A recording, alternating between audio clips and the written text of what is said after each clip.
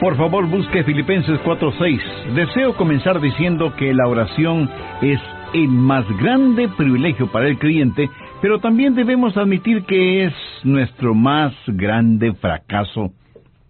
Todos, y me incluyo yo también, necesitamos aprender a orar más, a mejorar nuestra vida de oración.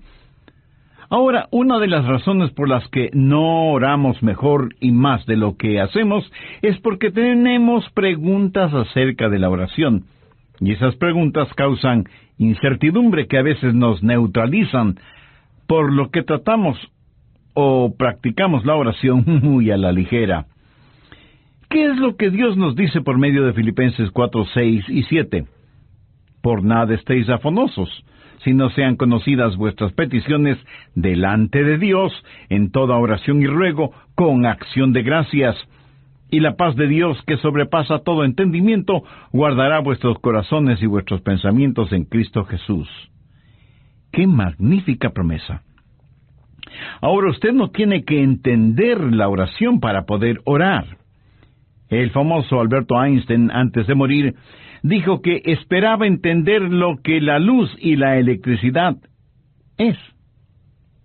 Usted puede ver cómo algo trabaja, pero no lo entiende.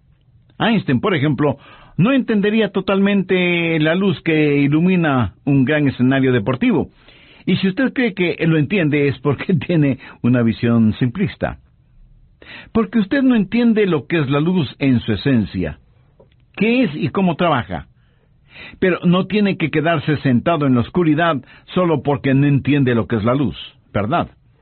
Usted puede gozar de la luz y beneficiarse de lo que la electricidad hace: luz para iluminar su casa, oficina o negocio, y electricidad para que funcionen los electrodomésticos, el sistema de sonido, la computadora y la televisión. Hay algunas preguntas válidas acerca de la oración, y en esta área ninguna pregunta es más importante que otra. Así que el mensaje de hoy no va a ser en realidad un mensaje en el sentido tradicional, sino más bien respuestas a varias preguntas relacionadas con la oración. Espero que esto les sea de beneficio espiritual. Muchas veces me preguntan: Pastor, ¿por qué debemos orar? Siendo que Dios ya sabe nuestras necesidades. ¿Por qué decirle lo que Él ya conoce, o pedirle que haga lo que Él ya ha determinado hacer?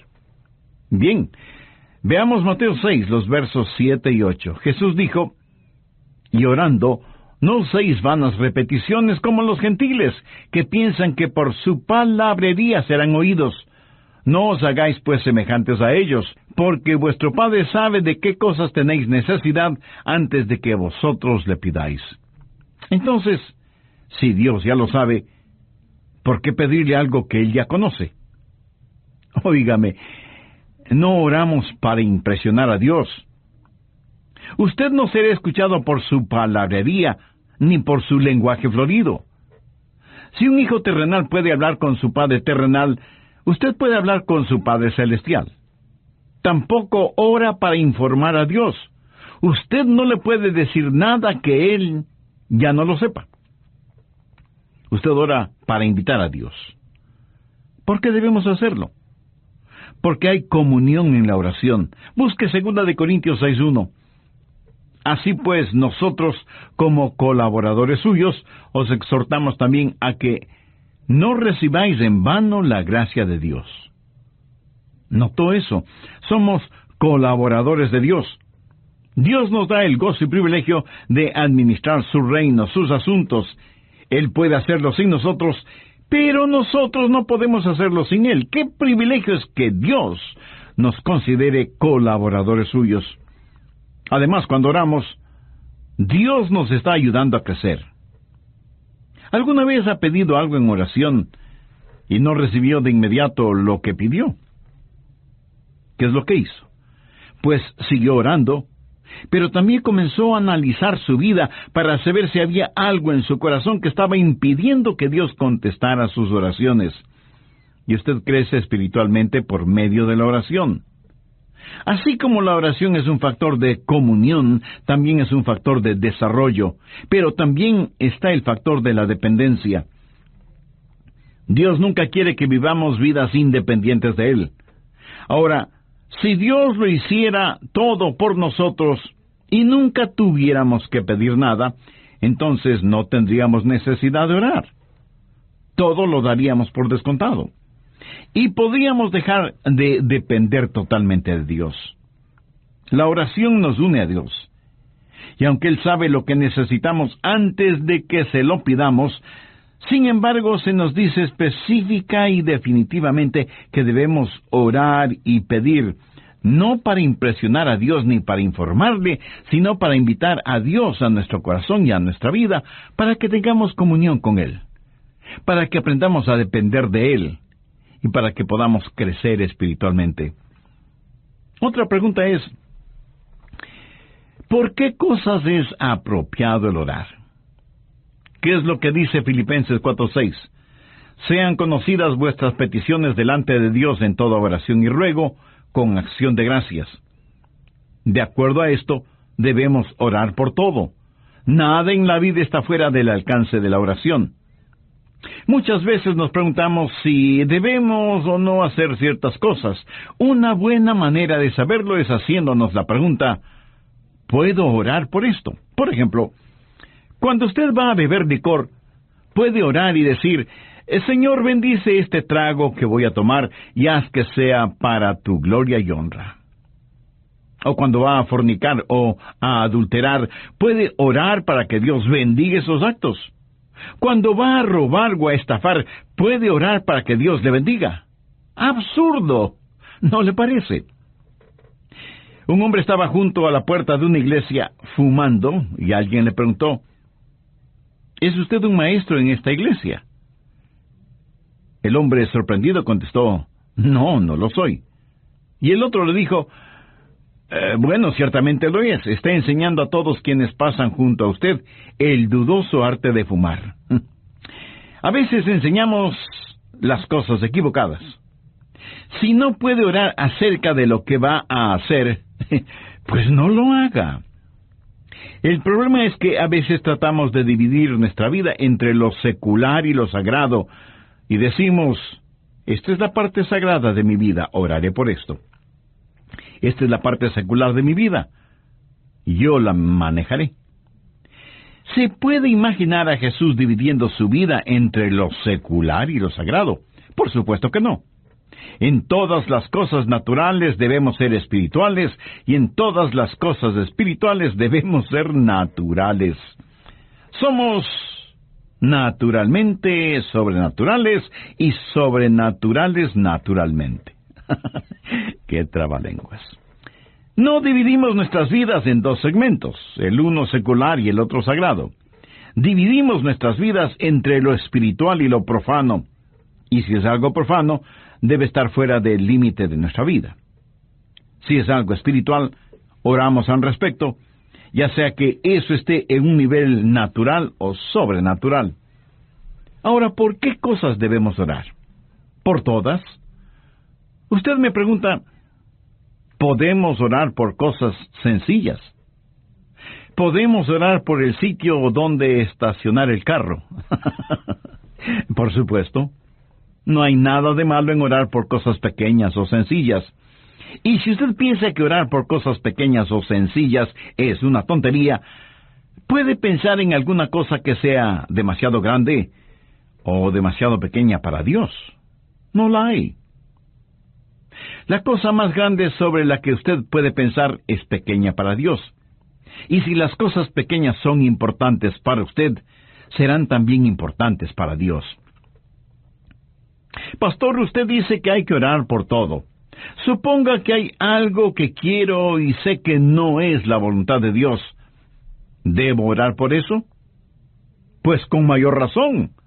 Dígale a Dios, Dios, algo no está bien en mí. Estoy deseando algo que es en contra de tu voluntad. Ayúdame a desechar ese deseo. Y ore con sinceridad. Sean conocidas vuestras peticiones delante de Dios en toda oración y ruego con acción de gracias. Pastor Rogers, ¿oye Dios las oraciones de una persona no salva? Bueno, en la Biblia leemos de un hombre que era religioso, pero no era salvo. Y ciertamente parece que Dios escuchó su oración.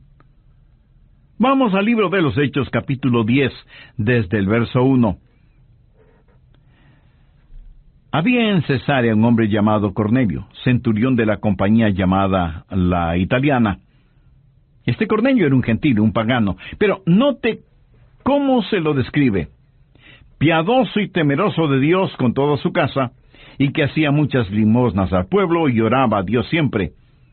Este vio claramente en una visión, como a la hora 9 del día, que un ángel de Dios entraba donde él estaba y le decía, Cornelio. Él mirándole fijamente y atemorizado dijo, ¿qué es, Señor? Y le dijo, tus oraciones y tus limosnas han subido para memoria delante de Dios. Aquí está este hombre, no salvo. Y Dios está consciente de sus oraciones. Entonces, ¿cuál es la diferencia entre un hijo de Dios que puede orar en el nombre de Jesús y un hombre no salvo para que Dios tenga misericordia?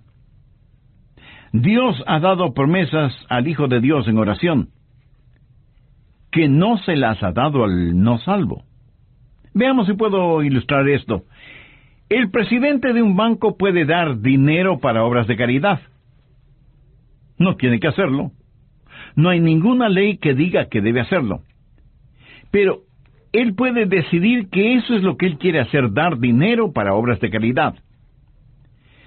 Pero si yo tengo mi dinero depositado en ese banco, puedo girar un cheque y espero recibir esa cantidad. ¿Ve la diferencia? Dios es soberano, y Él puede oír las oraciones de una persona no salva. Pero nosotros que somos creyentes tenemos las más grandes promesas de oración, y podemos girar cheques contra el Banco del Cielo y firmarlos en el nombre de Jesús, si es que estamos en la voluntad de Dios. A propósito, ¿por qué debemos orar en el nombre de Jesús? Porque Jesús mismo nos enseñó que debemos orar en su nombre. En Juan 14, los versos 13 y 14, Jesús dijo, y todo lo que pidiereis al Padre en mi nombre, lo haré, para que el Padre sea glorificado en el Hijo. Si algo pidiereis en mi nombre, yo lo haré. Esa parece una enorme promesa. ¿Quiere eso decir que cualquier cosa que pidamos en el nombre de Jesús, la tendremos? El último modelo de un Ferrari deportivo, una villa para vacaciones en la playa de Acapulco. ¿Tendré estas u otras cosas si las pido en el nombre de Jesús? No. Entonces, pastor, ¿qué significa orar en el nombre de Jesús? El nombre de Jesús representa 3 cosas. Primero, aprobación. O sea, Jesús aprueba eso. Usted no puede pedir nada en el nombre de Jesús sin la aprobación de Jesús. En segundo lugar, autoridad. En las empresas, así como en las iglesias, hay personas encargadas de comprar lo que se necesita. Y para tener control de los gastos, alguien tiene que firmar las órdenes de compra y alguien tiene que firmar los cheques de pago. Usted no puede simplemente ir a un lugar y decir quiero esto y esto en el nombre de mi empresa o de mi iglesia. Usted debe tener algo que le autorice. Alguna autoridad debe estar respaldando su pedido. Orar en el nombre de Jesús significa que usted tiene una orden de compra que ha sido aprobada y firmada por Jesús. Ahora, hay que tener mucho cuidado con gente inescrupulosa que, utilizando el nombre de Jesús, se aprovecha de la ingenuidad, de la credulidad, de la falta de discernimiento de muchas personas, aún de creyentes, para con el cuento de en el nombre de Jesús y para ayudar a los demás, robarles el dinero. Lobos disfrazados de ovejas. Orar en el nombre de Jesús significa que es algo que Él ha aprobado, que Él ha autorizado, y tercero, algo con lo cual le aclamamos, es para su honor, es para su gloria. Ahora, no todas las oraciones que se hacen en el nombre de Jesús son en realidad en el nombre de Jesús.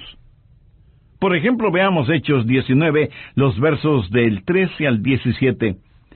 Pero algunos de los judíos exorcistas ambulantes intentaron invocar el nombre del Señor Jesús sobre los que tenían espíritus malos, diciendo: «Os conjuro por Jesús, el que predica Pablo».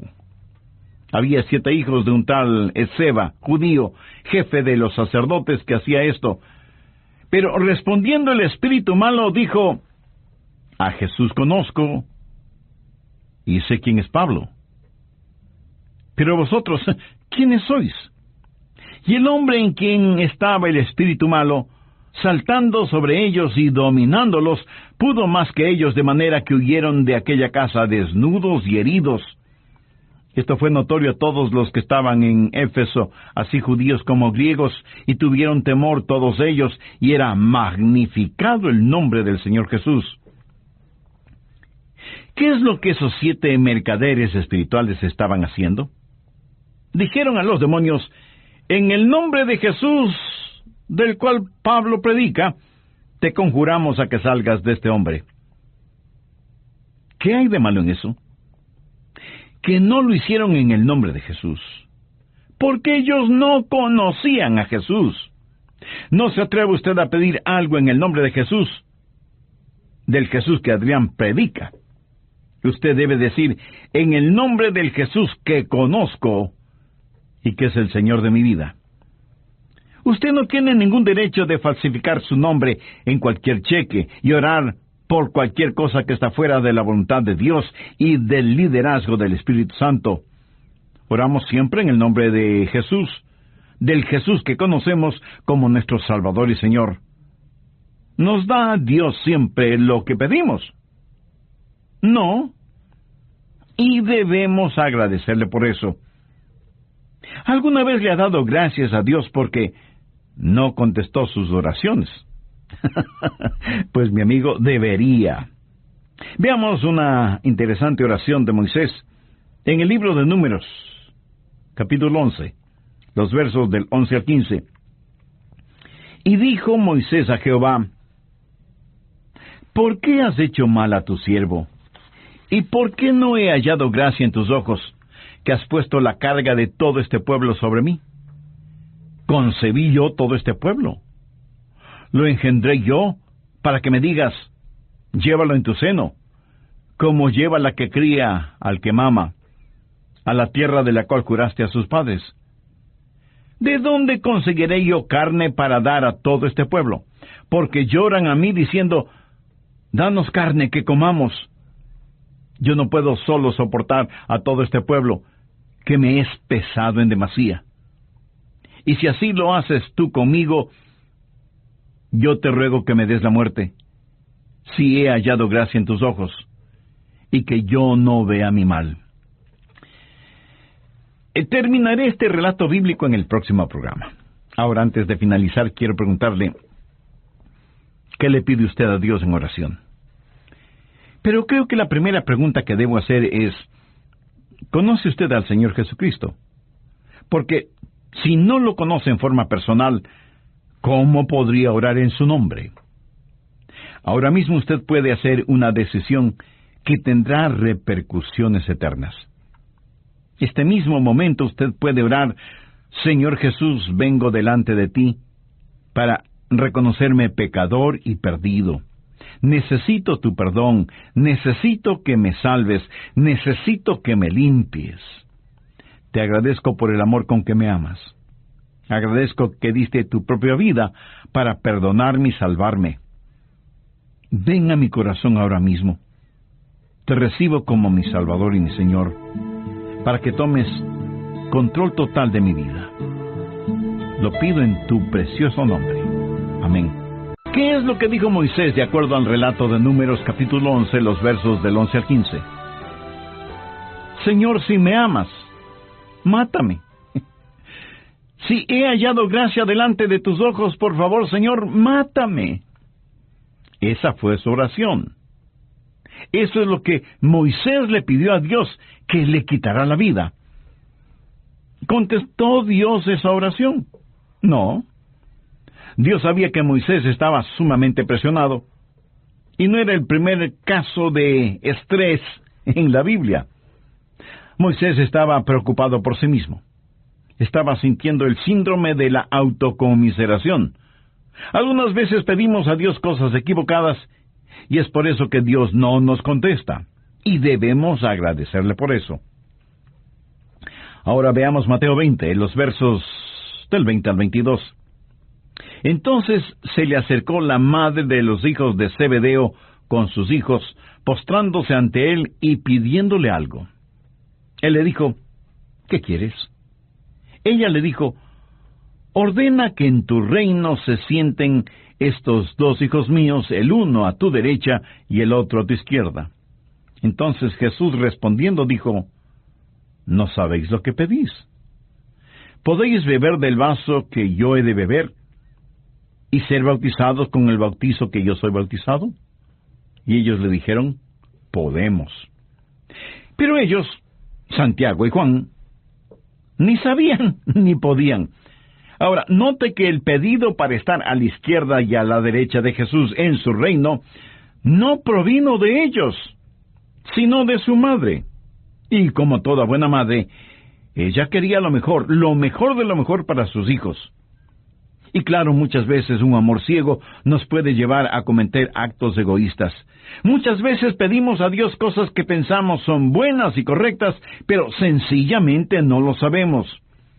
Esa es la razón por la que el Espíritu Santo tiene que interceder con gemidos que no pueden ser expresados. A veces pedimos y nuestra oración no es contestada. ¿Por qué? La respuesta es simple: porque hay pecado en nuestra vida. Veamos Isaías 59:2.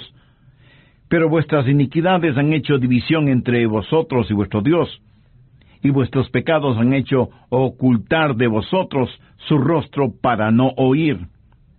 Salmo 66:18. Si en mi corazón hubiese yo mirado a la iniquidad, el Señor no me habría escuchado. Note que el salmista no dice, si he pecado, el Señor no me escuchará. Pero aún la inclinación del corazón hacia lo malo ya es pecado, y Dios no nos escuchará. Si Dios contestara la oración de una persona que tiene iniquidad en su corazón, ¿sabe lo que Dios estaría haciendo? Animándonos a pecar. La razón por qué algunos no reciben contestación a sus oraciones no es porque piden lo que no deben pedir, sino porque hay pecado en sus vidas, pero no quieren reconocer la existencia de ese pecado. ¿Qué acerca de su hogar? Esposos y esposas, ¿fueron ustedes casados por un juez de paz o por el secretario de guerra? Veamos 1 de Pedro 3:7. Vosotros, maridos, igualmente, vivid con ella sabiamente, dando honor a la mujer como a vaso más frágil y como a coherederas de la gracia de la vida, para que vuestras oraciones no tengan estorbo. La clase de relación que usted mantenga con su cónyuge puede ser la razón de que sus oraciones no sean contestadas. Recuerde que si no aprendemos a perdonar a otros, Dios no nos perdonará a nosotros. A veces me preguntan, Pastor, ¿cambia la oración la mente de Dios? Esta es una pregunta muy importante. Con claridad siempre respondo, no, la oración no cambia la mente de Dios. La oración no es para vencer la resistencia de Dios. La oración es para conocer y obedecer la voluntad de Dios. Veamos lo que dice 1 de Juan 5:14. Y esta es la confianza que tenemos en Él, que si pedimos alguna cosa conforme a su voluntad, Él nos oye. La única cosa que está fuera del alcance de la oración es aquella que está fuera de la voluntad de Dios. Dios no cambia. Usted no puede cambiar a Dios con sus oraciones, ni yo con las mías. ¿Por qué? Vamos a 1 de Samuel 15:29. Además, el que es la gloria de Israel no mentirá, ni se arrepentirá, porque no es hombre para que se arrepienta. Esto significa que Dios nunca cambia, y en Malaquías 3:6 leemos, porque yo, Jehová, no cambio. Cuando oramos, Dios hará cosas que no las hará si es que no oramos. Pero aunque nuestra oración no cambia a Dios ni su carácter, sí afecta lo que Dios hace. La Biblia claramente dice que no tenemos porque no pedimos. Pastor, ¿qué debemos hacer si nuestras oraciones no son contestadas? Si ese es su caso, pues siga orando. Persista en la oración. El profeta Daniel había estado orando por algo por 3 semanas. Escuchaba Dios las oraciones de Daniel. Veamos lo que nos dice Daniel 10, verso 12. Entonces me dijo, Daniel, no temas, porque desde el primer día que dispusiste tu corazón a entender y a humillarte en la presencia de tu Dios, fueron oídas tus palabras, y a causa de tus palabras yo he venido. Un ángel vino como una respuesta para Daniel, quien estuvo orando por 21 días.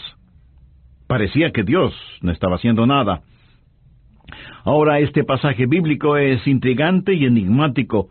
Se está desarrollando una guerra cósmica entre los ángeles de Dios y los espíritus demoníacos. Y el ángel viene y dice, tus oraciones fueron escuchadas cuando empezaste a orar hace 3 semanas. O sea que Daniel por 3 semanas estuvo orando persistentemente. Veamos rápidamente Lucas 18:1. También les refirió Jesús una parábola sobre la necesidad de orar siempre y no desmayar. Amigo, hay un tiempo en que debemos persistir en la oración, así como hay un tiempo en que debemos desistir de orar. Un buen ejemplo es el apóstol Pablo, quien oró 3 veces especialmente por algo. No significa que 3 veces pidió al Señor que lo haga, sino que tuvo 3 períodos específicos de oración acerca del aguijón en la carne. Y aunque Dios no le quitó ese aguijón en la carne, sí le contestó la oración, aunque de diferente manera. Veamos 2 Corintios 12:9. Y me ha dicho, bástate mi gracia, porque mi poder se perfecciona en la debilidad. ¿Cuál fue la reacción de Pablo? Por tanto, de buena gana me gloriaré más bien en mis debilidades, para que repose sobre mí el poder de Cristo.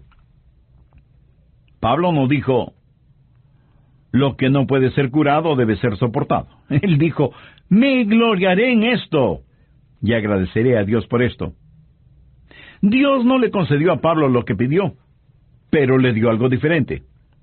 Así que las demoras no son necesariamente negaciones, y si Dios le niega algo, no significa que está restringiendo su amor, sencillamente significa que le dará algo mejor. Otra pregunta muy frecuente es, ¿debemos esperar milagros cuando oramos? Permítame decir que no debemos adquirir el hábito de decir que Dios no lo puede hacer. La única cosa que Dios no puede hacer es pecar, mentir o negarse a sí mismo. Veamos Jeremías 32:17. Oh Señor Jehová, he aquí que tú hiciste el cielo y la tierra con tu gran poder y con tu brazo extendido. Ni hay nada que sea difícil para ti. Dios es un Dios de milagros, y en cierto sentido, toda oración contestada es un milagro, porque lo sobrenatural se mueve en lo natural. Pero hay otra clase de milagros, milagros en la naturaleza, como cuando Dios cambia el agua en vino, y cura cánceres, y da vista a los ciegos, y todas esas cosas. ¿Creo yo que Dios hace esas cosas? Ciertísimamente.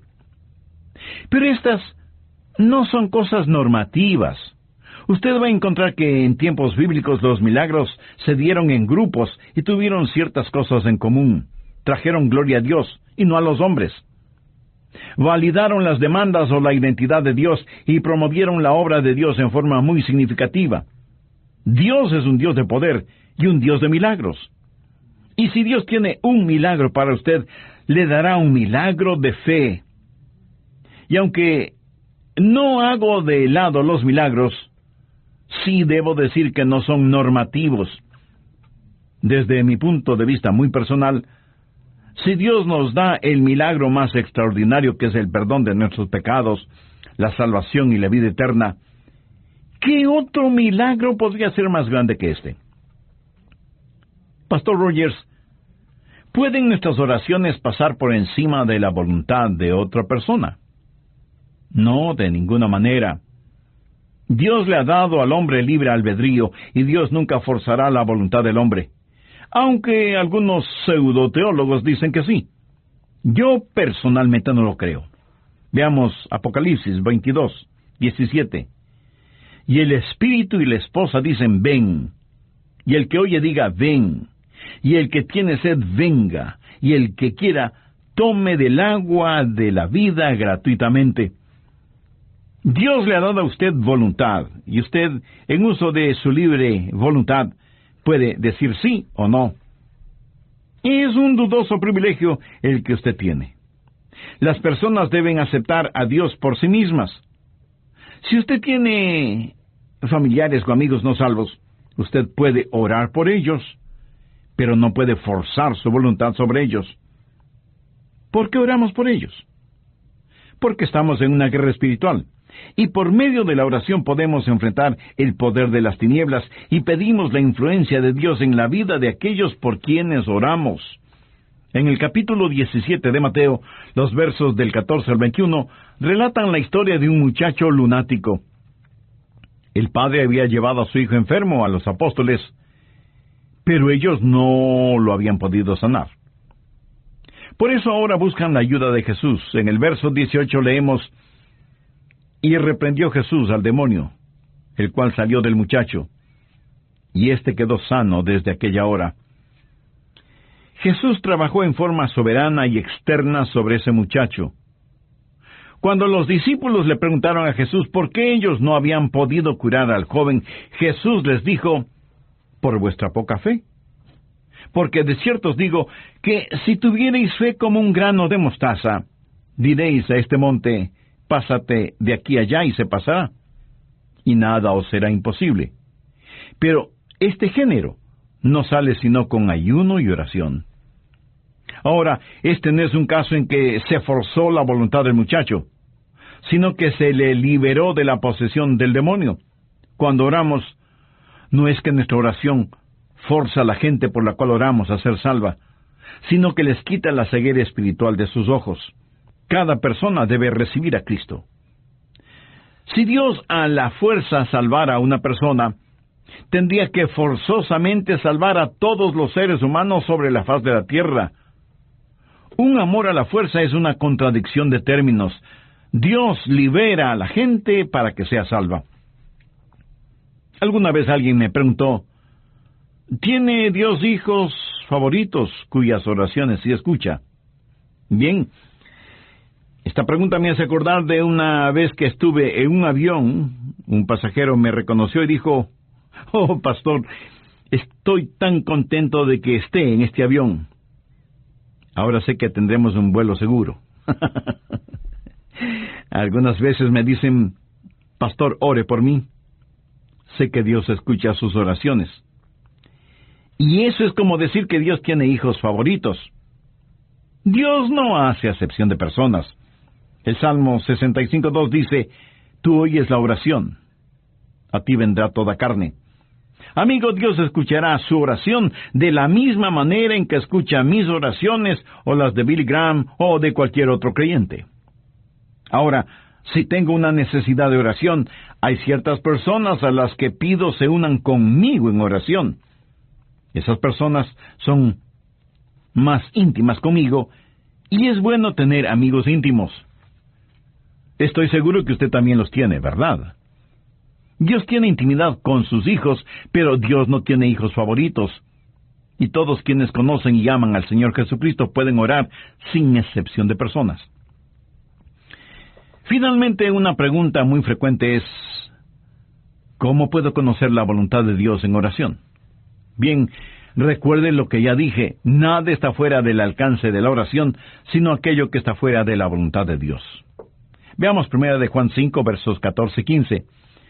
Y esta es la confianza que tenemos en Él, que si pedimos alguna cosa conforme a su voluntad, Él nos oye. Y si sabemos que Él nos oye en cualquier cosa que pidamos, sabemos que tenemos las peticiones que le hayamos hecho. ¿Quiere conocer la voluntad de Dios en oración? La oración triunfante es la oración que sale de un corazón rendido a la voluntad de Dios. Una de las grandes lecciones que he aprendido y que sigo aprendiendo acerca de la oración es que la oración que llega al cielo es la oración que comienza en el cielo. Lo que nosotros hacemos es cerrar el circuito. ¿Cómo conocer la voluntad de Dios? La voluntad de Dios es lo que usted quisiera tener si supiera todo desde el punto de vista de Dios. ¿Cuál es el secreto o la clave?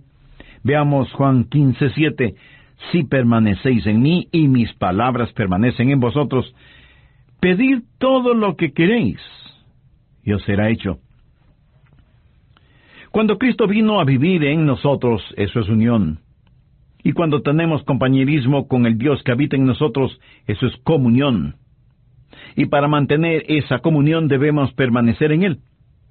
Por eso Jesús usó la analogía de la vid y los pámpanos. Los pámpanos reciben el alimento, la vida misma de la vid. Usted permanece en Él, y su palabra permanece en usted. La fe viene por el oír, y el oír por la palabra de Dios. Y usted descubrirá que Dios guiará sus oraciones, y se encontrará orando en la voluntad de Dios. Pero no espere tener todas las respuestas para sus preguntas acerca de orar. Usted no necesita entender de electricidad para beneficiarse de la luz, ¿verdad?